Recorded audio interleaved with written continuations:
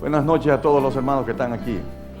Es un placer tenerlos de nuevo aquí y recuerden una vez más, el privilegio es mío estar en este lugar para exponer la palabra de Dios en esta noche. Ustedes saben que mi esposa es una persona muy especial para mí. Llevamos muchos años juntos y fue, podría yo decir que la única novia que tuve, aunque tuve algunas otras por ahí que se acercaron, ¿verdad? Pero en realidad esto fue un amor muy serio entre ella y yo. Éramos novios desde que ella tenía 11 años y yo tenía 13. Noviecitos de esos de chiclecitos y papelitos y lapicitos. Y crecimos juntos.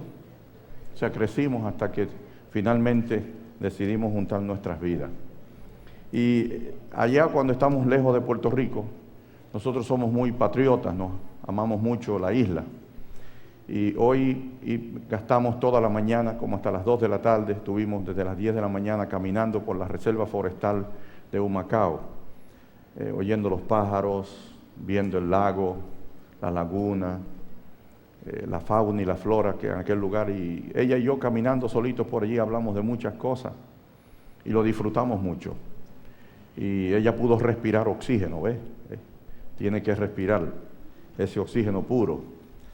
Y hace algunos meses atrás yo escribí este poema que quiero leer para ustedes. Es un poema que escribí para ella y que va a salir en el segundo libro, en el segundo tomo de Jazmines para ti. Dice: llanto silente, 2 lágrimas en tus ojos de vez en cuando se asoman, 2 lágrimas que reclaman ver nacer tus lindas canas sobre una borincana loma. Yo las he visto asomarse, y a veces sin explicación. Silente el pensamiento vaga a las verdes llanadas de mi borinquen de amor. Yo quisiera que se secaran, con el sueño o la ilusión de ver tus pies en la tierra, cuna y asiento de tu belleza, capilla y santuario de tu pasión. A su suelo hoy te llevaría, por verte sonreír de ilusión. Hoy mismo, si fuera posible, todo me fuera inservible, todo menos tú, corrupción. Yo te he visto angustiada, confundida en tu interior. Te he visto infeliz y callada, vagando tu pensar en la nada, sin atracar al puerto mayor. Yo que te complazco en todo, no descubro un seguro sendero que te regrese a la dicha de volver a la bellísima isla donde me amaste primero. Aunque tus amores no cambian, tu corazón no es feliz, porque aquellos collados riberos de tus amores primeros no están contigo aquí. Y yo me muero por verte sonriente de amor y paz, soltando o saltando sobre la faz de ese jardín perpetuo que te dio tanta bondad. Yo me confundo en mi lecho entre imágenes y sueños, creyendo que he logrado llevarte al sueño dorado, cuna y portal de tus ensueños.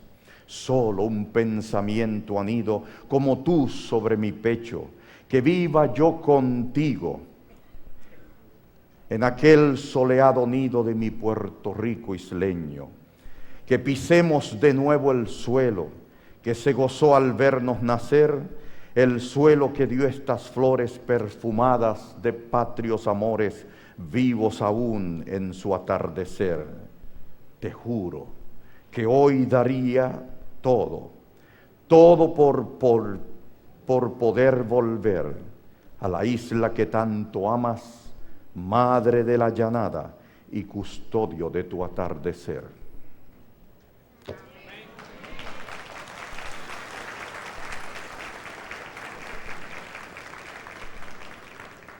Y aunque estamos lejos, nosotros amamos esta isla y amamos la gente de esta isla. Y ella es una jibarita nahuabense, le gustaría terminar sus últimos años aquí, a mí también. Así que ore por eso. Quién sabe si algún día regresamos de nuevo acá. Yo quiero que usted abra su Biblia conmigo en el Evangelio según San Juan, en el capítulo 20 del Evangelio según San Juan. Después de la muerte y la pasión de Jesús, que no la voy a tratar en esta serie de temas porque son otra cosa aparte. Jesús hace su aparición después de la resurrección. Y en esta noche nosotros vamos a hablar acerca de las apariciones de Jesús después de haber resucitado. Según el documento más antiguo que tenemos en el Nuevo Testamento, la carta a los Corintios, la primera carta a los Corintios, encontramos en el capítulo 15 del libro de Corintios, donde Pablo comienza hablando de una serie de apariciones. Es una tradición muy antigua que Pablo acuñó en esta carta y en este capítulo, y él habla de que Jesús apareció después de haber resucitado como evidencia de que no permaneció en la muerte. Recuerde que el Evangelio según San Juan dice al comienzo de su Evangelio que estuvo en medio de las tinieblas y las tinieblas no pudieron vencerlo. Así que el Evangelio de Juan comienza con un Cristo victorioso, con un Hijo de Dios que no puede ser vencido, que no pudo ser vencido, y permanece victorioso. Vino victorioso como el Verbo de Dios. Él era la vida, el sostén de este mundo. Vino a esta tierra hasta las tinieblas últimas de ella, y esas tinieblas no pudieron retenerlo, no pudieron vencerlo. Ahora, la resurrección es una evidencia de que la muerte no pudo retenerlo, de que ni aún la muerte pudo retener al Hijo de Dios, que venció el sepulcro y lo venció para siempre.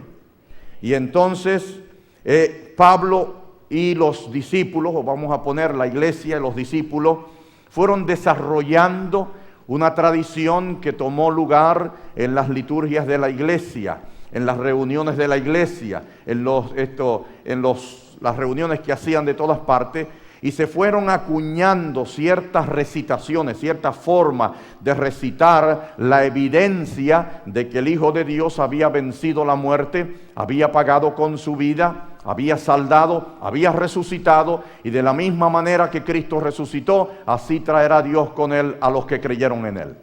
Esa era la tradición de la iglesia. Y la iglesia reforzaba esa idea constantemente.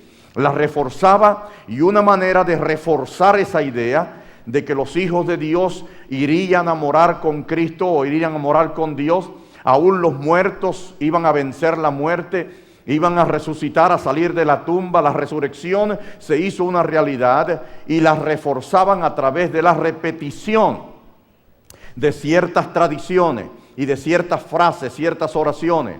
Y una de ellas era esta confesión que se encuentra registrada en 1 Corintios capítulo 15, versículo del 13 en adelante. Dice: porque primero os transmití lo que yo mismo recibí. Note que él hace referencia que esto no tiene origen en él, sino que él recibió esto de alguien. Que Cristo murió por nuestros pecados. Esa es la confesión. Que Cristo murió por nuestros pecados conforme a las Escrituras. Que fue sepultado y resucitó al tercer día conforme a las Escrituras, que apareció a Cefas, a Pedro, y después a los 12, después apareció más de 500 hermanos a la vez, a los cuales la mayoría aún viven y otros duermen. Después apareció a Santiago, y más tarde a todos los apóstoles, y el último de todos, como aún nacido a destiempo, me apareció a mí. Pablo hace una lista de las apariciones de Jesús, y dice que al último que le apareció fue a él. De hecho, en el Nuevo Testamento hay bastante evidencia que la última aparición no fue la de Pablo, sino la de Juan. Jesús le apareció a Juan, y el libro de Apocalipsis es precisamente una revelación de la aparición que Jesucristo le hizo a Juan, el discípulo amado, en la isla de Patmos. Bueno, Pablo hace la lista de las apariciones de Cristo y las repite. Esto es una repetición. Él la recibió y él la transmite a otros. Así que la iglesia repetía constantemente que Jesús había resucitado, y las evidencias de esa resurrección fue que se le apareció a este, a este, a este, a este y a este. Pero en el Evangelio de Juan Jesús no llega a los lugares. Jesús aparece. Aparecer y desaparecer son dos cosas diferentes a llegar al lugar. Llegar al lugar indica caminar, transportarse, moverse, me llevaron. Pero aparecer, aquí la palabra aparecer está muy ligada a una palabra que es la palabra que se acuña acerca de la segunda venida de Cristo. La famosa palabra parusía en griego. Hablando de la aparición del Señor Jesucristo, aparecerá. La palabra apocalipsis quiere decir precisamente eso, irrumpir súbitamente. Así que aparecer apocalípticamente. Jesús, desde el principio que resucitó, Jesús no llegaba a los lugares, Jesús aparecía en los lugares. Y esto es diferente, porque le está otorgando aquí al Hijo de Dios resucitado un poder o una manifestación que anteriormente, antes de la cruz, no poseía. Aunque Jesús podía ver a distancia como vio a Natanael, aunque Jesús podía leer el corazón como le dijo a Natanael el nombre de Natanael, aunque Jesús sabía lo que hay en el corazón del hombre, y según el libro de Juan, Jesús no necesitaba que nadie le trajera chismes de nadie, ni le contara nada de nadie, porque él sabía lo que hay en el corazón del hombre. Aunque Jesús sabía de dónde venía y hacia dónde iba, Jesús conocía su nombre, su origen y su final. Jesús sabía quién lo iba a traicionar desde el principio, desde que eligió a los 12. Jesús sabía todas las cosas en el Evangelio de Juan. Aunque Jesús sabía todo eso, no aparecía, llegaba a los lugares. Pero ahora, después de la resurrección, Jesús aparece en los lugares. Y la primera de esas apariciones está en el versículo 16 del capítulo 20, según el Evangelio de Juan, que nos da una lista diferente a la que da Pablo en Primera de Corintios. Así que hay que reconciliar estas dos listas para resolver el problema de cuántas apariciones, dónde apareció y finalmente. Yo no voy a entrar en ese conteo en esta noche, pero se lo doy de asignación si usted lo quiere y me lo envía por internet, se lo voy a agradecer mucho. Entonces, la primera dice, Jesús le dijo, María. Ella se volvió, exclamó en hebreo, Rabuni, que quiere decir maestro. Entonces Jesús le dijo, no me detengas porque aún no he subido a mi Padre, pero ve a mis hermanos y diles, subo a mi Padre y a vuestro Padre, a mi Dios y a vuestro Dios. María se acercó a la tumba, se fue a llorar a la tumba. Cuánta pena le dio que el hombre que la libertó de la sentencia de una muerte segura, de aquel apedreamiento, ahora había desaparecido de la vida de ella. María se acercó a la tumba y lloró en esa tumba muy temprano en la mañana, llegó allí antes de que saliera el sol, y cuando entró a la tumba para ver el cadáver por última vez de su Señor, no lo encontró. Gloria a Dios. No lo encontró en aquel lugar. Y empezó a llorar, se lo robaron, ¿a dónde lo pusieron? ¿Qué hicieron con él? Ay, tan malos y tan sinvergüenza son que hasta el cuerpo se robaron, para tanto odio le tenían, no sé cuántas cosas pasaron por la mente de ella. Pero se echó a llorar en aquel lugar y dice entonces que Jesús se le acercó, le habló, dice el escrito, y ella no lo reconoció. Qué interesante. Ella no pudo reconocer a Jesús. ¿Sería que estaba muy oscuro? ¿Sería que estaba muy oscuro y no pudo reconocerlo? Bueno, vino entonces, finalmente lo confundió ¿con quién? Bueno, creo que a ella se le acercó alguien y le dijo, ¿por qué lloras? ¿Verdad? Ya se robaron a mi maestro, se lo llevaron. Versículo 10 dice, los discípulos volvieron a su casa, pero María quedó afuera llorando junto al sepulcro. Y mientras lloraba se inclinó a mirar el sepulcro y vio a dos ángeles en ropas blancas, sentados, uno a la cabecera y el otro a los pies, donde había sido puesto el cuerpo de Jesús. Y le dijeron, mujer, ¿por qué? ¿Por qué lloras? Respondió, porque se han llevado a mi Señor y no sé dónde lo han puesto. Cuando hubo dicho esto, se volvió hacia atrás y vio a Jesús de pie, pero no se dio cuenta que era él. Ella pudo reconocer a los ángeles, ¿sí o no? Ella pudo reconocer que eran dos ángeles los que estaban allí sentados, que eran figuras celestiales. Pero a Jesús no lo pudo reconocer. Le preguntó, mujer, ¿por qué lloras? Le hizo la misma pregunta, ¿a quién buscáis?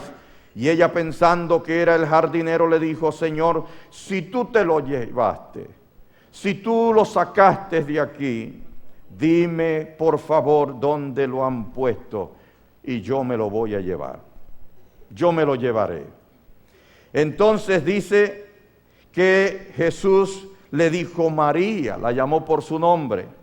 Cuando la llamó por su nombre, ella no pudo asociar esa voz con otra voz. Mis ovejas, dije anoche, oyen mi voz y me siguen. Ella no pudo asociar esa voz con otra voz, sino la voz de su Señor. La forma en que Jesús pronunciaba el nombre de cada uno de ellos era inconfundible. Y pronunció el nombre de María y se volvió y le exclamó. Ella, cuando reconoció que era Jesús, se volvió y entonces dijo, Rabuni, maestro. Se les lanzó encima para abrazarlo. Y finalmente Jesús le dijo, no me detengas, aún no he subido al Padre. Pero ve, dile a mis hermanos, llevo un mensaje ahora. Subo a mi Padre y a vuestro Padre, a mi Dios y a vuestro Dios. Entonces es interesante, Jesús ahora dice que mi Dios es vuestro Dios, mi Padre es vuestro Padre. Pero anteriormente Jesús no le había dicho eso a los discípulos. Pero después de la resurrección, Jesús entonces repite un pacto, una alianza. Él repite aquí una alianza que ha sido confirmada. Después de la resurrección de Cristo, quedó confirmada la alianza del nuevo pacto de que Dios el Padre, que es el Padre auténtico del único Hijo que hay en el cielo, se ha convertido también en nuestro Padre real. Porque hemos sido introducidos en la gloria del Padre y en la gloria de Dios solo a través de la sangre del Hijo. El Hijo nos ha adoptado, nos ha introducido, y todos los que creyeron en su nombre, los que le recibieron, fueron hechos, llamados hijos de Dios, no por voluntad del hombre, sino por la voluntad de Dios. Y cuando Jesús repite aquí, subo a mi Padre y a vuestro Padre, a mi Dios y a vuestro Dios, esta es la confirmación de que el pacto ha sido realizado, se ha establecido para siempre jamás. La libertad de los seres humanos a través de la única puerta que se llama Cristo el Señor.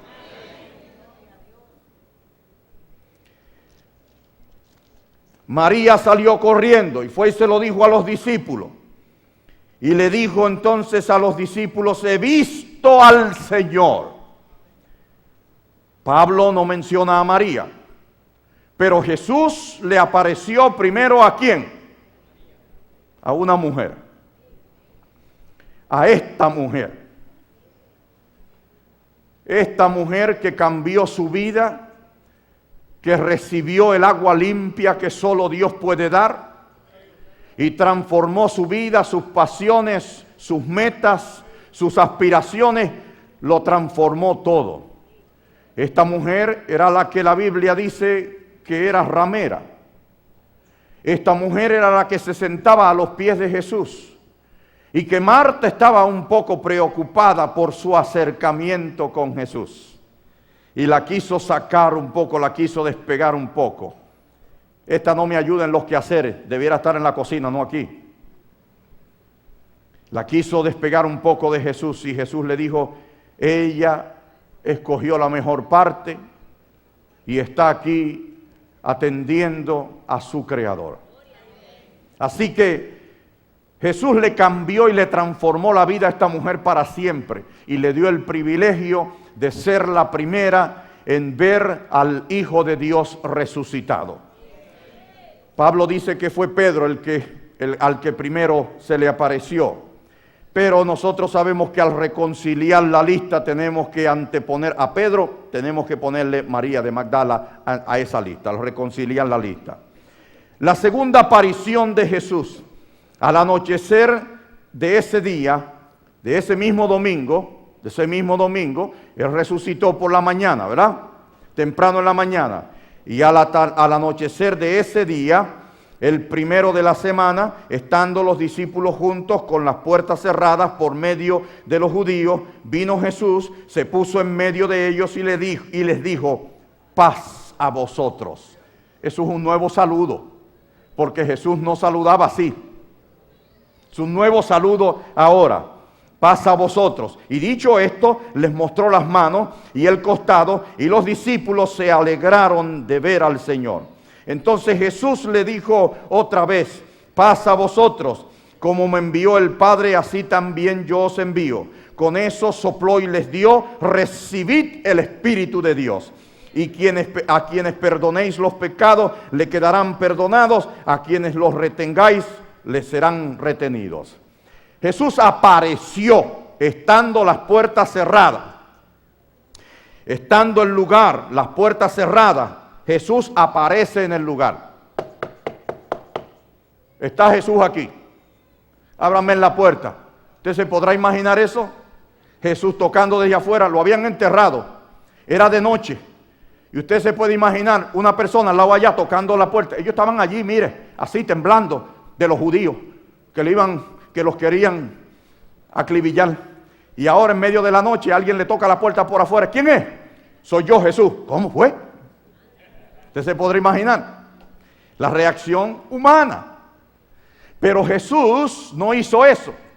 Jesús ahora aparece en el lugar sin abrir las puertas, sin romper paredes, sin nada, apareció en el lugar. Hay un poder aquí en él que no apareció primero. Después de la resurrección, Jesús aparece en los lugares. Y apareció con las puertas cerradas, dice el récord bíblico. Y les dijo, paz a vosotros. Cuando vieron que era Jesús, ya le habían dado la noticia de que él había resucitado, porque él había enviado a María primero a decírselo. Y ya cuando apareció, qué sorpresa más grande se llevaron esos discípulos cuando pudieron ver de nuevo a su Señor. Hago un paréntesis para volver un poquito atrás. En la mañana le aparece a María. No me toques o no me detengas, que aún no he subido al Padre. Eso quiere decir que ese mismo día subió al Padre y se presentó su sacrificio, y en la tarde regresó. Y regresó el mismo día. Bueno, por ahí había alguien predicando que Jesús había salido y que ya se oían trompetas por ahí y que venía ya por ahí, pero ¿a qué velocidad viene que todavía no ha llegado? Jesús salió el mismo día y el mismo día regresó. El mismo día, que eso quede claro. Tenga mucho cuidado. Cuando os digan, dijo Jesús, está en tal lugar, ¿qué dijo él? No lo creáis. No lo creáis. Cuando te digan está en la cámara, cuando te digan vino a tal sitio, no lo creáis. Tenga mucho cuidado con lo que usted cree, porque aquí dice que el mismo que subió al cielo es el mismo que descenderá. de la misma manera que lo habéis visto ir, así mismo volverá. Si se fue con el poder de poder aparecer en los lugares, de volar al cielo y regresar en un mismo día, así mismo volverá.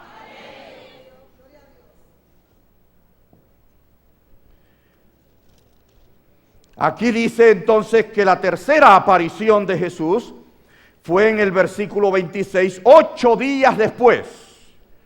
Estaban otra vez los discípulos dentro, pero en la ocasión en que Jesús se presentó el domingo de la resurrección, Tomás no estaba allí. Tomás no estaba en ese lugar. Así que 8 días después Jesús fue a completar una misión incompleta, que fue aparecerle a Tomás. Pero le apareció por segunda vez al resto, a los otros 10. Estaban otra vez sus discípulos dentro y con ellos Tomás. Aunque las puertas estaban cerradas, vino Jesús, se puso en medio y dijo: paz a vosotros, de la misma manera. Luego dijo a Tomás: pon tu dedo aquí y mira mis manos. Mira mis manos. Acerca tu mano y ponla en mi costado. Y no seas incrédulo, sino creyente. Entonces Tomás exclamó: Señor mío y Dios mío. Tomás no estaba allí cuando Jesús apareció la primera vez. Y cuando aparece la primera y le dijeron: ay, Jesús estuvo aquí, te perdiste tremendo evento. Y él le dijo: si no lo veo, si no lo toco, si no meto la mano en la llaga y en el hueco que le hicieron, no creo que es Jesús. Y 8 días más tarde Jesús oyó eso. ¿Dónde Jesús oyó eso? Jesús no estaba ahí cuando él presentó su queja. Pero el Hijo de Dios que ha resucitado es un Jesús todopoderoso. Y sabiendo la confusión de Tomás, regresó para darle paz a Tomás de la misma manera que se la dio al resto de sus 10 discípulos. Jesús cuida de sus hijos, amén. Jesús cuida de su gente, los protege, se preocupa por las cosas más insignificantes de su vida. Y cuando ellos están confundidos, que no pueden entender algo acerca de Él, de quién es Él está dispuesto a venir a ese discípulo, a llegarse a ese Hijo de Dios y ofrecerle sabiduría y revelarle a esa persona quién es el Hijo de Dios. Y eso hizo con Tomás. Así que Tomás finalmente confesó: este es mi Señor y este es mi Dios. Esto es importantísimo, porque Tomás confiesa que Jesús no solamente es el Hijo de Dios, sino que el Evangelio termina como empieza. El Evangelio empieza diciendo: en el principio era el Verbo era Dios, el Verbo estaba con Dios y el Verbo era Dios. Y el Evangelio termina de la misma manera, pero con la confesión de Tomás, diciendo: este es mi Señor y este es mi Dios. Alabado sea Jesús. Este es mi Señor y este es mi Dios. La próxima aparición está en el capítulo 21, versículo 4. Capítulo 21, versículo 4 dice: después Jesús se manifestó otra vez a sus discípulos junto al mar de Tiberias. Se apareció de esta manera, Estaban juntos Simón Pedro, Tomás el gemelo, Natanael el de Caná de Galilea, los hijos de Zebedeo y otros 2 discípulos. Simón les dijo: voy a pescar. Ellos le dijeron: nosotros también iremos contigo. Fueron y subieron a la barca y aquella noche no pescaron nada. Ellos lo mejor que sabían hacer era pescar, ¿sí o no? Esta mañana cuando entré allí a la reserva forestal, había como más de 15 pescadores pescando cocolías. La cocolía allá en el monte le dicen buruquena. Acá en el mar, acá abajo le dicen cocolía. Bueno, y pescando, y tenían una lata así llena de cocolías. Porque hay que comer pescado en la Semana Santa. Usted sabe cómo es la tradición. Bueno, ellos no sabían más que pescar, así que regresaron a pescar. Pedro le dijo, me voy a pescar para sostenerme.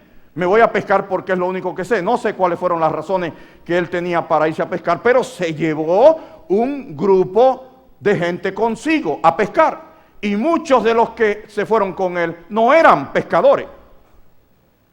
Pedro, escuche bien, el intento de Pedro, cualquiera que haya sido, representa una acción un poquito moviéndose para atrás de nuevo, regresando atrás a un viejo pasado. En los otros evangelios dice que Jesús le dijo, os haré pescadores ¿de qué? De hombre.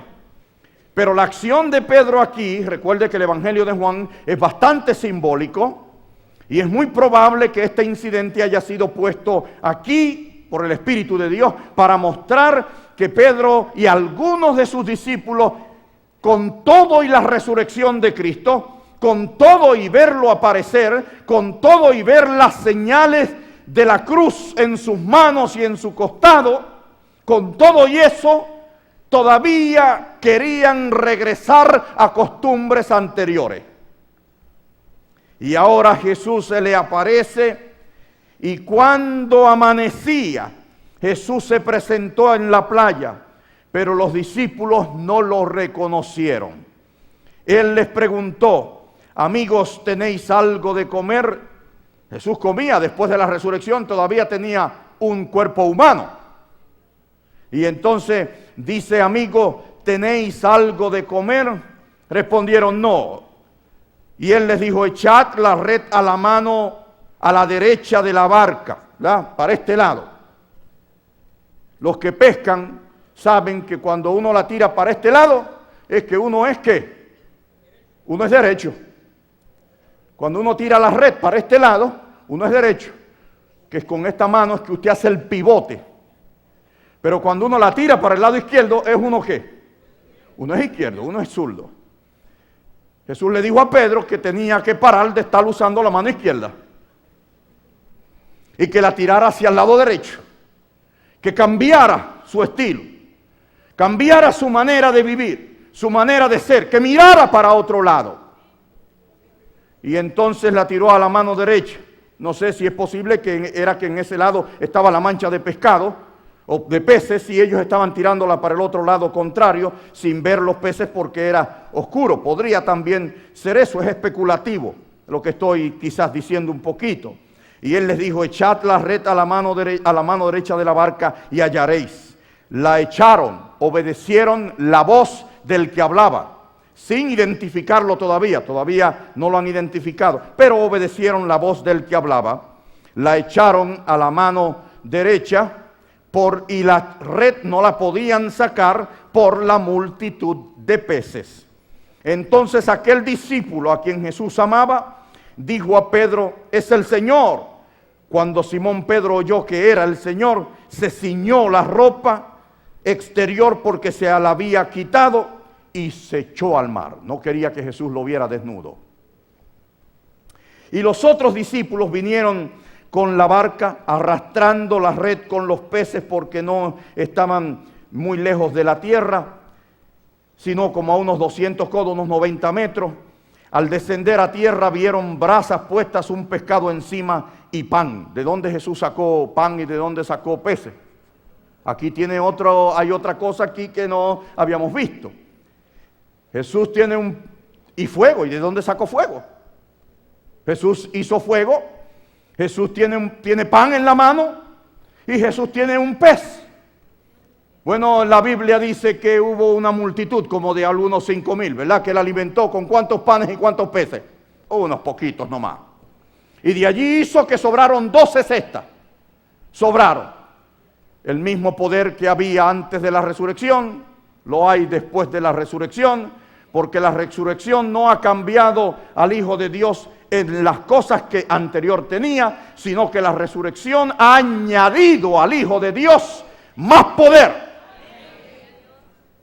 La resurrección ha añadido mucho más poder en él. Y si antes era victorioso, después de la resurrección era 2 veces victorioso.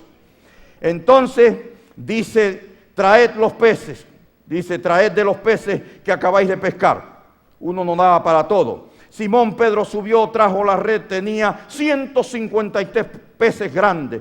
Y aunque eran tantos, la red no se rompió. ¿Qué cosa? Jesús también cuida de esas cosas tan pequeñas. La red no se rompió, sino iban a tener que arreglarla. Jesús les dijo, venid a comer. Y ninguno de los discípulos se atrevía a preguntarle quién era, sabiendo que era el Señor. Después de la resurrección, Jesús se había transformado. Habían ciertas transformaciones en Jesús porque había recibido en ese domingo de la resurrección, cuando fue y se presentó al Padre, había recibido el diploma, la autoridad, la medalla, el ok, no sé cómo describirlo en este lenguaje humano. Había recibido de parte del Padre, de parte de Dios, el premio de la resurrección, de la redención, de la encarnación, el premio máximo que algún ser humano, algún ser pueda tener en el cielo, lo posee el Hijo de Dios.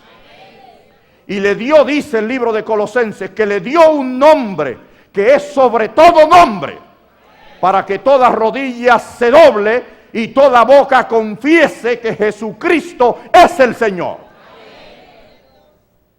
Jesús había resucitado.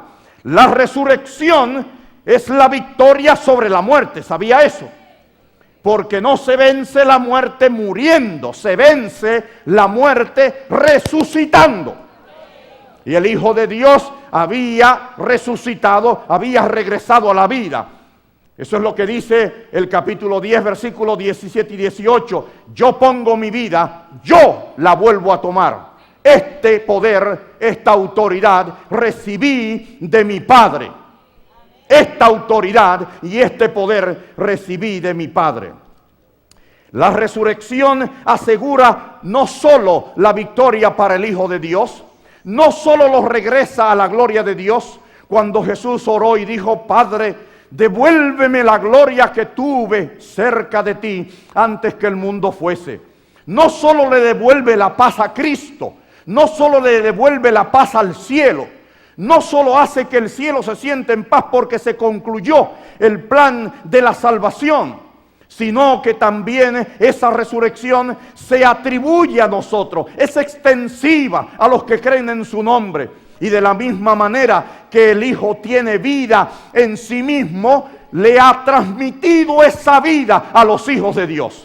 A los que han creído en su nombre, obtienen vida eterna. Todo el que en él cree no se pierde, sino que tiene vida eterna. Todos los que en él creen tienen vida eterna. Esa resurrección aseguró para siempre la resurrección de los santos. En ese evento, de ese evento, hablaba Job cuando dijo, tú llamarás y yo te responderé. Basado en eso, en ese evento de la resurrección, Job estaba esperanzado de que él no sería dejado para siempre en la tumba. Estaba esperanzado en eso. En eso vivió David, diciendo, esperando también el día de la resurrección. Todos los santos que murieron sin ver las promesas realizarse, murieron esperando ese glorioso día en cuando el Hijo de Dios pagara la deuda completa y venciera los dolores de la muerte. No existe más, la muerte no nos ata. No temáis, dijo Jesús en uno de sus discursos, a los que matan el cuerpo. Solamente pueden destruir el cuerpo. Pero teméis a aquel que puede destruir el cuerpo, el espíritu, el alma y todo. A ese hay que temerle. La gente solo puede lastimarnos. Lucifer solo puede reírse de nosotros, intimidarnos. Eso es todo lo que puede hacer.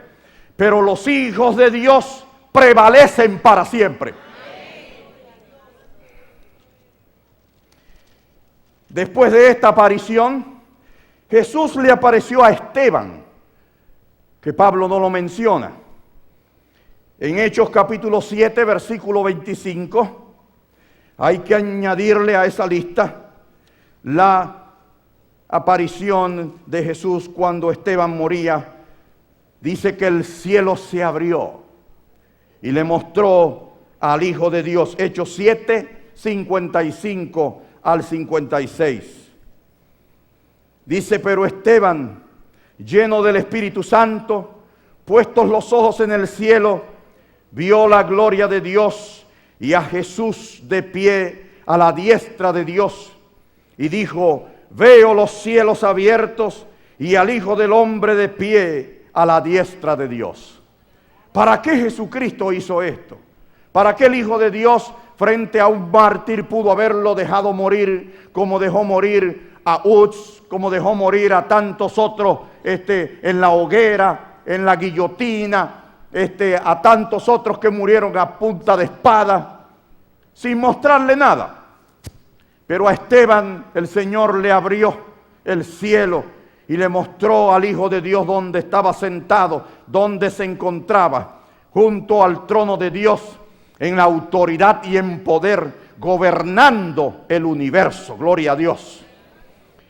Esteban vio eso, y yo me imagino que las palabras que dijo al final: no les imputes este pecado, las mismas palabras que dijo Cristo en la cruz del Calvario, esas palabras no las habría podido decir si el Hijo de Dios no se hubiese manifestado a él y le hubiese dado esa convicción final, ese toque final de que tú y yo estamos conectados aunque tú no lo veas. El Hijo de Dios puede conectarse con aquellos que le buscan. Donde quiera que usted esté, el sufrimiento y el dolor, la angustia, la pobreza, la miseria, todo lo que cause dolor en este mundo puede ser un elemento para conectar la fe de los hijos de Dios con Dios. No tiene que ser un elemento de separación. Los que sufren por Cristo tienen que sufrir por Cristo, se le abra el cielo o no se le abra el cielo. Porque el Hijo de Dios es real. Porque las apariciones, la historia, cuando las revisamos, nos damos cuenta de que las apariciones son reales. Son evidencias de que el Hijo de Dios se levantó, venció la muerte y reina en poder y gloria. Si se abre el cielo para mostrármelo, amén. Si no se abre el cielo para mostrármelo, gloria a Dios también. ¿Se ve? Pero los hijos de Dios tienen que aprender a prevalecer, no importa cuál sea la situación. Algunos quieren que la vida cristiana sea un paseíto de gloria, una luna de miel, y que todo le vaya bien. Ay, yo no sé por qué me están sucediendo estas cosas a mí. ¿Por qué a mí, Señor? ¿Por qué me suceden estas cosas a mí? Te suceden a ti porque te tienen que suceder. En un mundo, si el día está lloviendo y tú sales afuera, lo menos que te puede ocurrir es que te mojen. En un mundo lleno de injusticia, lo menos que te puede ocurrir es que esa injusticia un día toque a las puertas de tu casa. Y eso no tiene que ver nada con Dios. Cuando tú empiezas a cuestionar por qué Dios deja que estas cosas lleguen a mí, tú estás cuestionando la integridad del cielo. Tú estás cuestionando la integridad de Dios. Jesús ha resucitado. Y dijo Pablo que así como Cristo resucitó, así traerá Dios con él a los que durmieron en Jesús. Los fieles, los que han creído en su nombre, han vencido todas las cosas en esta tierra. Lo han vencido todo. No tienen por qué envolverse en más nada. No tienen por qué tener miedo de nada. Han sido sueltos los dolores de la muerte. La cruz no es más nuestro destino. Nosotros no estamos en deuda con Dios. Cristo la pagó. Y si estamos en deuda con Él, es una deuda de amor y de misericordia que Él ha tenido para con nosotros. Otra aparición fue la que le hizo a Pablo. Jesús se le apareció a Pablo. Es así, él la menciona. Y él dice: al último que se le apareció fue a mí como a un abortivo. Y esa está en Hechos capítulo 9, versículos del 3 al 6. Hechos 9, 3 al 6. Yendo por el camino, al acercarse a Damasco, de repente lo cercó un resplandor de luz del cielo, y cayó en tierra, y oyó una voz que le dijo: Saulo, Saulo, ¿por qué me persigues? Saulo preguntó: ¿quién eres, Señor? Y él respondió: yo soy Jesús, a quien tú persigues. Dura cosa te es dar coces contra el aguijón. Entonces él, temblando y temeroso, dijo: Señor, ¿qué quieres que haga? Y el Señor respondió: levántate, entra en la ciudad, y se te dirá lo que debes hacer. Jesús trató a Pablo o a Saulo como trató al ciego. Jesús podía haber sanado al ciego en ese momento allí mismo, pero le hizo con un poco de saliva, que de hecho él no vio que Jesús escupió. A lo mejor si lo hubiera visto no se hubiera dejado ponerle el fango en los ojos. Pero Jesús le puso fango en los ojos y le dijo: vete, lávate en el estanque de Siloé. Pudo haberlo sanado allí, pero lo dejó que caminara y que entrara, usara un poquito más, un ratito más, las tinieblas de su ceguera. Fue y se lavó, recobró la vista y más tarde conoció al que le devolvió la vista. Aquí Pablo pierde la vista porque quedó ciego. Y después de quedar ciego, le dijo: vete. Y Pablo pensó: ¿y mis ojos dónde? ¿Y qué va a pasar ahora? Voy a quedar ciego. Usted sabe la preocupación que es esa. Le dijo: vete y se te va a decir lo que vas a hacer. Y finalmente le mandaron un emisario. Jesús no habló más nada con él. Permítame decirle que esa conversación entre Cristo y él fue sumamente profunda, que Pablo hace referencia a esa conversación cuando dice: este evangelio que yo predico no me lo reveló a mí hombre alguno, me lo reveló Jesucristo mismo. Así que en ese pequeño momento de encuentro, usted no tiene idea cuánta información el Hijo de Dios le metió milagrosamente en el cerebro a Pablo. ¿Ha visto usted eso en las películas de ciencia ficción? Un tipo se sienta en una sillita, le ponen una cosita por aquí. En 5 segundos se leyó 460.032 libros. ¿Verdad? ¿Usted ha visto eso en las películas de ciencia ficción? Jesús hizo eso con Pablo. Cuando Pablo hace referencia a que Cristo le reveló, que el Señor mismo le reveló, el único encuentro que nosotros tenemos de Pablo con Cristo es ese. Y otro que él menciona, que subió al tercer cielo y que vio cosas que ojo no, ¿cómo es? Que ojo no vio, que oreja no oyó y que no han subido al pensamiento del ser humano. Pero cuando Pablo habla del encuentro con Cristo, aquí hubo un milagro. Si era inteligente, se volvió 2 veces más inteligente, porque le metieron la información que él sabía, más la que Jesucristo tenía. Y de ahí para abajo el hombre dice: este evangelio yo no lo recibí de nadie, a mí me lo enseñó Jesucristo mismo. Permítame decirle que lo que sucedió en Pablo está escrito en la primera epístola de Juan, en el capítulo 2, los versículos 20 y 27. Léalo, esto es 20 pesos aparte. Y entonces le dice: pero vosotros tenéis la unción del Santo y conocéis todas las cosas. Dice Juan aquí: vosotros tenéis la unción del Santo. Jesucristo llegó y ungió a Pablo. Lo ungió con poder del Espíritu Santo y le dice: y conocéis todas las cosas. El 27 dice: pero la unción que vosotros recibisteis de Él permanece en vosotros y no necesitáis que nadie os enseñe. Su misma unción os enseña todo y es verdadera, no miente. Así como os enseñó, permaneced en Él. Gloria a Dios. Este es el milagro que ocurrió en Pablo. Milagro poderoso que nosotros no lo vemos, que pasa muchas veces desapercibido para nosotros, pero ocurrió en él. Pablo se encontró con Cristo y Juan se encontró con Cristo. Y eso está en Apocalipsis capítulo 1, versículos del 10 en adelante. En un día del Señor caí en éxtasis y oí detrás de mí una fuerte voz como de trompeta que dijo: yo soy el Alfa y la Omega, el primero y el último. Escribe en un libro lo que veas y envíalo a las 7 iglesias, a Éfeso, Esmirna, Pérgamo, Tiatira, Sardis, Filadelfia y Laodicea.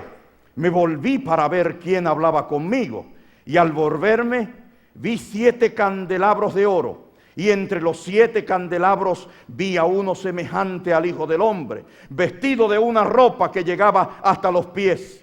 Tenía el pecho ceñido con una cinta de oro. Su cabeza y sus cabellos eran blancos como la lana, como nieve. Sus ojos eran como llama de fuego. Sus pies eran semejantes al bronce bruñido, acrisolado en un horno. Y su voz era como estruendo de muchas aguas. Tenía en su mano derecha 7 estrellas, y de su boca salía una espada aguda de 2 filos. Su rostro era como el sol cuando resplandece en toda su fuerza.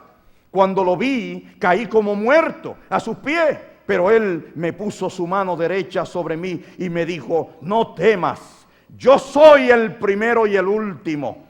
Yo soy el que vivo. Estuve muerto, pero ahora vivo por los siglos de los siglos. Y tengo las llaves de la muerte y del sepulcro. Esa voz poderosa que llamará a los muertos del sepulcro. Él tiene la llave. Él la posee. Si usted quiere que su sepulcro se abra en ese día, tiene que asociarse con el que tiene la llave. Gloria a Dios. Ahora, Jesús, el Hijo del Hombre, que se parece a él, le pareció que era el Hijo del Hombre. Juan no está muy seguro, porque Juan nunca había visto a Jesús de esta manera. Es la primera vez que ve al Hijo de Dios con esta aparición, o sea, en esta forma. Con todas estas cosas que él no puede describir. ¿Por qué sus ojos están así? Nunca los había visto. Es que el Hijo de Dios en el cielo, desde que entró al cielo, no hace más que ganar poder sobre poder, victoria sobre victoria, asegurando el lugar y el día en que los hijos de Dios entren a la patria celestial. Voy pues a preparar lugar. Y si me fuere y prepare ese lugar, vendré otra vez y os tomaré a mí mismo, para que donde yo estoy, vosotros también estéis. Jesús estaba preparando ese lugar y se ciñó con la ropa de la autoridad del cielo, con las medallas de la redención, con los atuendos de la redención. Jesús estaba en toda su plenitud. Se presentó a Juan con todos los rangos y todos los galones. Se presentó allí y le dijo: yo soy.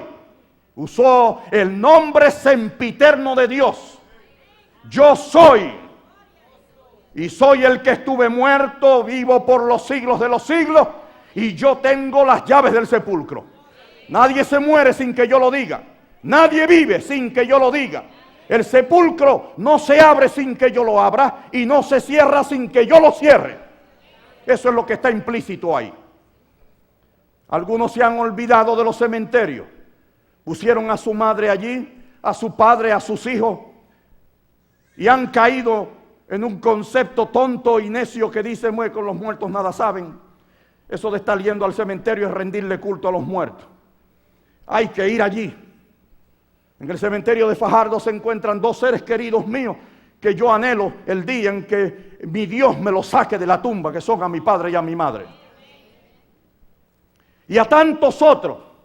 Los cementerios son objeto del cuidado de Dios. Porque en esos sepulcros, en ese lugar, se encuentran cientos de los hijos de Dios que oirán la voz y saldrán a resurrección de vida. Los cementerios no son lugares olvidados, son un objetivo del cielo. Los cementerios, los que se han ahogado bajo los témpanos de hielo, bajo las aguas furiosas de un mar, bajo las aguas oscuras y turbias y turbulentas de un lago, los que han quedado sepultados debajo de las toneladas de fango por la erupción de un volcán, los que han sido tragados por un terremoto, los que se murieron por un tsunami. Todas esas personas, donde quiera que estén, cientos de ellos pertenecen al reino de Dios. Permítame decirle que en el día cuando los santos se reúnan en el cielo, Pablo dice que los muertos en Cristo resucitarán primero. Usted no tiene la menor idea, dice la señora White, no tiene la menor idea de cómo será ese gran día. Ninguno de nosotros tiene idea de cómo será ese glorioso día. Cuando la tierra, el planeta se convulse, porque en todas partes, de todos los lugares, de todos los sitios, de todos los ríos, llanos, colinas, montes, mares, océanos, hielos, saldrán los hijos de Dios. Raquel, que llora a sus hijos, será consolada. Usted no tiene idea, permítame decirle, si usted no había sacado cuenta, solo el 10%, por decirlo así, solo el 10% de los redimidos en el cielo serán tomados sin ver la muerte. El 90% de los redimidos, desde Adán hasta acá, están en el polvo de la tierra. Y cuando el Señor saque ese montón de gente y los traiga a la vida y se cumpla la palabra que le dijo a Marta: yo soy la resurrección en la vida, el que cree en mí, aunque esté muerto, vivirá. Cuando se cumpla ese glorioso día, el 90% de los redimidos que morarán en esas mansiones de las que él habló, vienen del polvo de la tierra. Solo un grupúsculo, los que estén vivos a la llegada del Señor Jesucristo, irán a morar con Cristo y se reunirán allá arriba. Pero un grupúsculo nada más, comparado con el grupo grande y hermoso que desde Adán hasta ese glorioso día estarán en el sepulcro, y el Señor los llamará en ese glorioso día. Mire, amados hermanos, Jesús se presentó aquí con todos los galones. Y Juan, el libro de Apocalipsis, no es otra cosa. Dice el versículo 1, la revelación de Jesucristo. Jesús se les reveló a Juan y tuvo bastante rato hablando con él.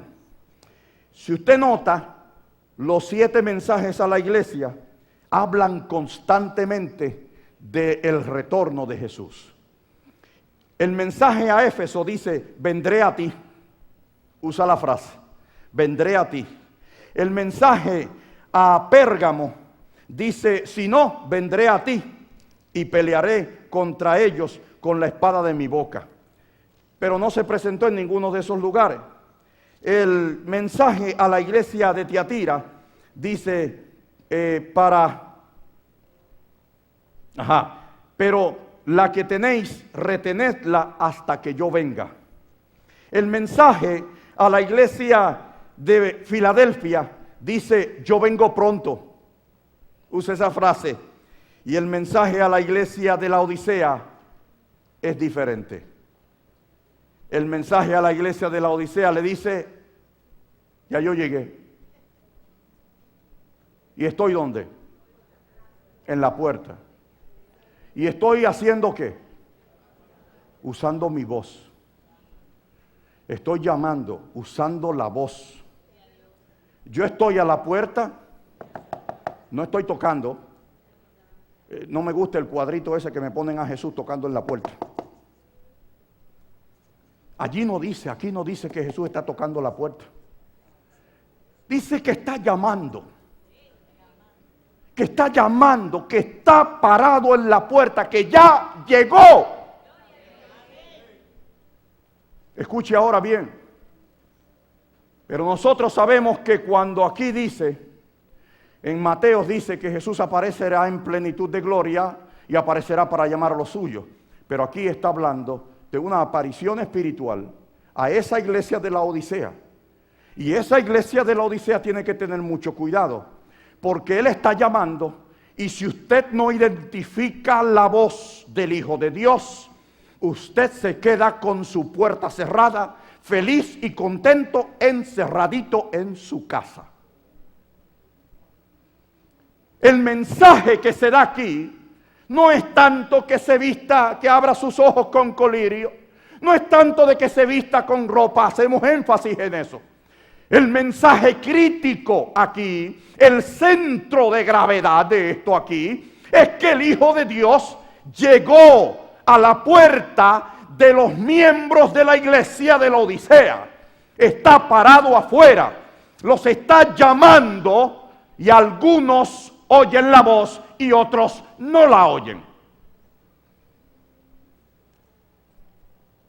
¿Qué es oír la voz del Hijo de Dios? María la escuchó y cuando le dijo María, Maestro, se lanzó sobre sus pies. Cuando Juan le dijo, es el Maestro, Pedro se lanzó al agua. No quiero que me vea desnudo. Qué acto de respeto, ¿verdad que sí? Cuando se oye la voz del Hijo de Dios, ¿qué harán los que están aquí hoy sentados? ¿Qué harán los que me escuchan a través de las ondas radiales? Los que me están viendo a través del internet cuando oyen la voz de Dios. El Hijo de Dios está hablando en aquel tiempo, en los pasados días, nos habló por medio de los profetas, pero en este tiempo, dice el libro de Hebreos, nos ha hablado por medio del Hijo. El Hijo de Dios, ¿quién es Él? Es el que me habla, es el que está a mi puerta, es el que me está llamando. Si usted oye que ha pronunciado su nombre, conteste como le dijo Elí a Samuel. Si vuelves a escuchar la voz, dile, habla, que tu siervo oye. ¿Cuántos en cada momento de su vida, en muchos momentos de su vida, usted ha escuchado la voz de Dios y le ha dado la espalda? ¿O no ha hecho caso? Y dice, la próxima vez que yo tenga este presentimiento, Dios, la voz de Jesucristo no es un presentimiento. La voz de Jesucristo es una voz clara y diáfana. Entró una mujer un día a una iglesia. Yo estaba predicando. Terminé de predicar y durante el sermón estaba llora y llora y llora y llora y llora. Y yo dije, óigame, que bien estoy predicando, la tengo emocionada. Y ella llorando y llorando. Cuando yo salí, una hermana me dijo, por favor, pastor, acérquese. No sabemos quién es esa señora. La primera vez que viene a la iglesia.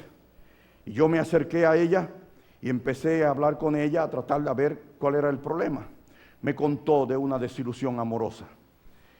Y el Espíritu de Dios me dijo, tiene que ver eso con la iglesia. Le pregunté, ¿podrías decirme el nombre de la persona?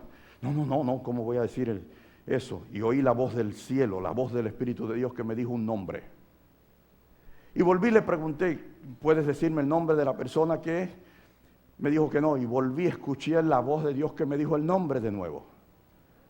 Y volví otra vez, le pregunté por tercera vez, me dijo que no, y escuché de voz de nuevo cuando Dios me dijo de nuevo el mismo nombre. Y le dije, oye, ¿tú estás hablando de fulano de tal? Y me dijo, ¿cómo usted sabe eso? Y yo, bueno, yo te he preguntado 3 veces y no me has querido decir. Tuviste que esperar que Dios viniera y me lo dijera. El cielo, el Hijo de Dios es real. Y habla con usted y está pendiente de todos los hijos de Dios. Los pastores y ancianos que están aquí, que son líderes de la iglesia del Señor, tienen que estar atentos a esa voz. Tienen que estar atentos a esa voz, porque usted trabaja directamente para el reino de los cielos. Usted no puede estar recibiendo órdenes de más nadie excepto del Señor Jesús. Usted tiene que estar atento a esa voz. Y si el cielo le dice a usted no ore por esa persona, no pierda su tiempo. Si el cielo le dice, la voz del Espíritu de Dios le dice, úngelo, ora, pide, adelante, únjalo, ore y pida. Porque el Hijo de Dios no pierde su tiempo en abrir su boca. Cuando Él habla, habla para que se cumpla. Su palabra es ley. Dice el Salmo, dice que Jehová mandó y existió, dijo y fue hecho. La voz del Hijo de Dios. El cielo está aquí entre nosotros. El Hijo de Dios está visitando a los cristianos de este tiempo.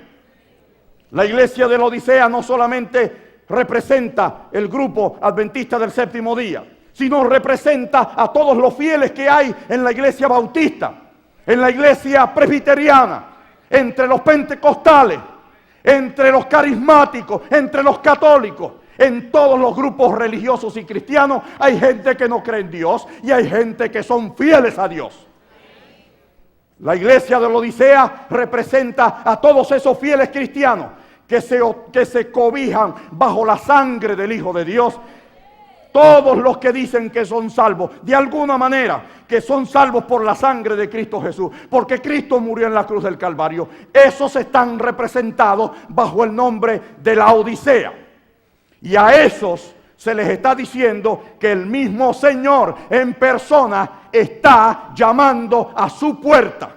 Si usted no pone atención, podría perderse el gran privilegio de oír a su Señor, abrirle la puerta y que Él entre y participe de una cena gloriosa.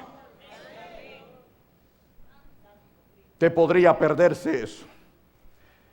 En esta noche quiero terminar mi tema, no haciendo un llamado, sino un llamado general a todo el mundo.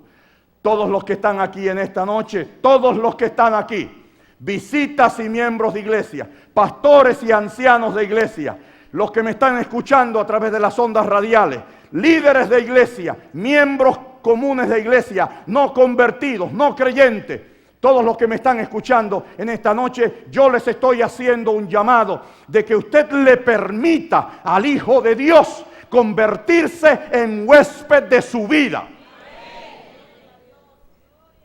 Porque Él ya está aquí entre nosotros. No hemos visto finalmente la aparición de plenitud y gloria, pero la iglesia, la profecía de la Odisea dice que Él está tocando la puerta de los hijos de Dios, de aquellos que han manchado el dintel de la puerta con la sangre del Hijo de Dios.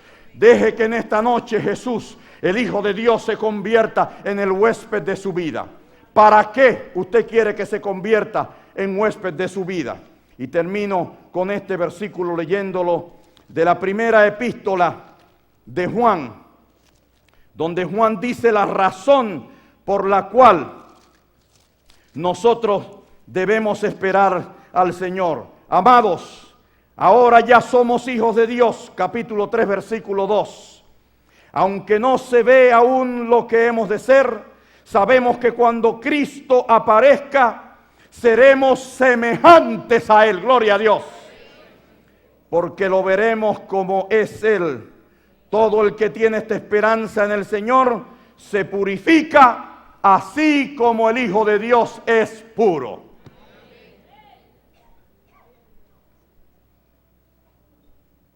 Decía el hermano Amalio, que ya murió, de Fajardo. Negrito de esos buenos, chévere.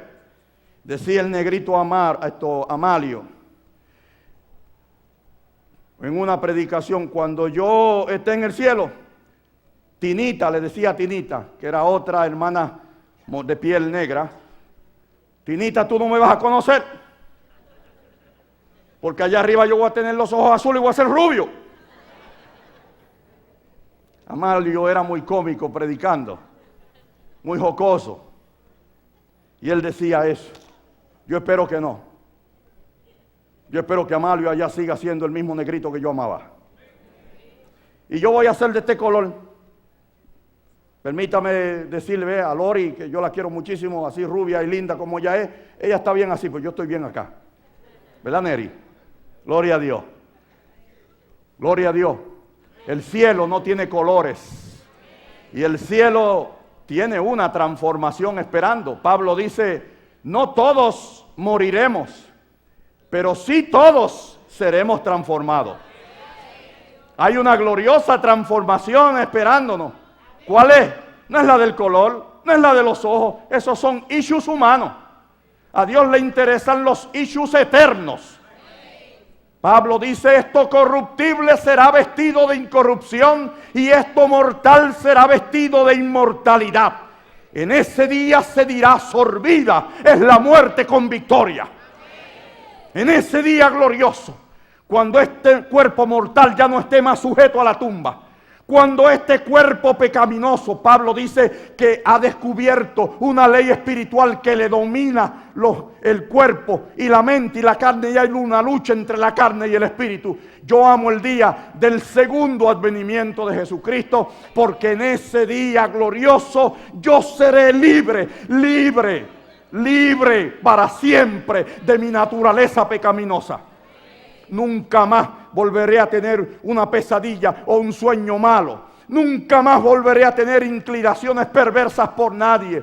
Nunca más tendré odio en mi corazón. Nunca más habrá rencor en mi corazón. Nunca más.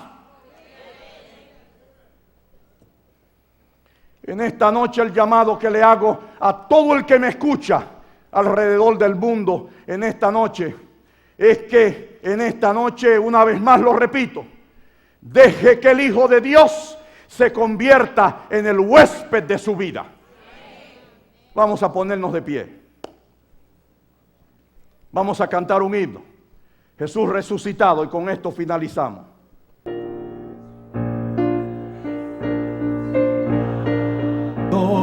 Está en el mundo, los hombres no lo creen, mas yo seguro estoy, su tierna mano siento y puedo oír su voz y encuentro donde quiera mi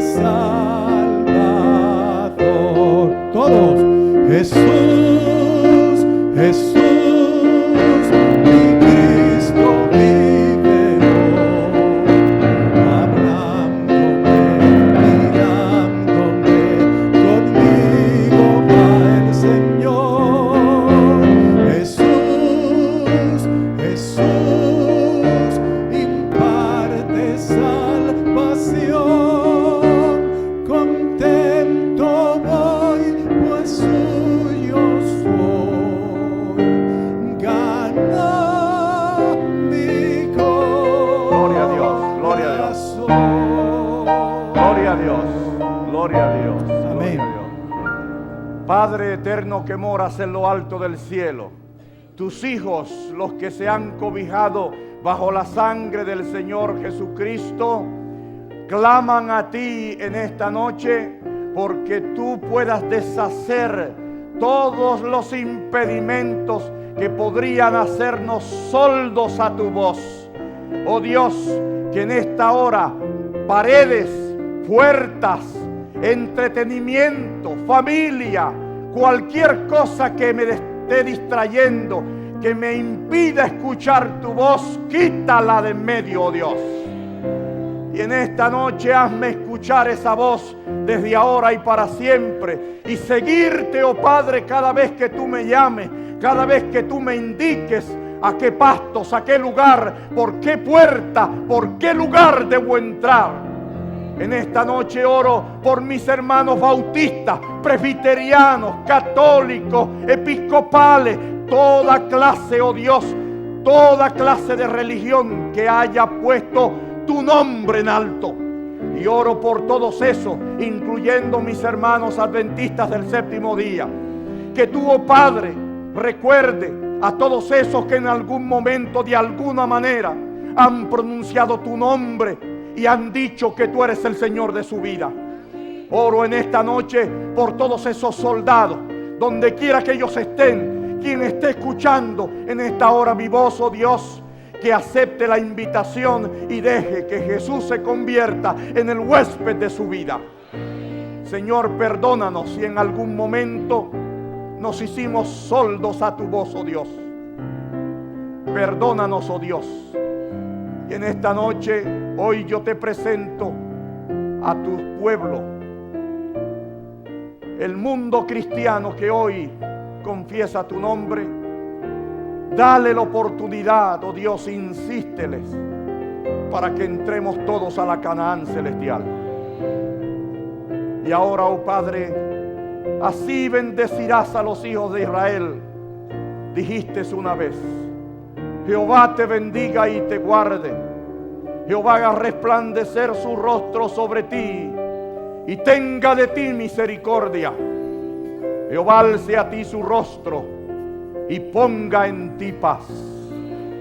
Que la bendición de Dios Padre, Dios Hijo y Dios Espíritu Santo nos acompañe ahora y siempre. Amén.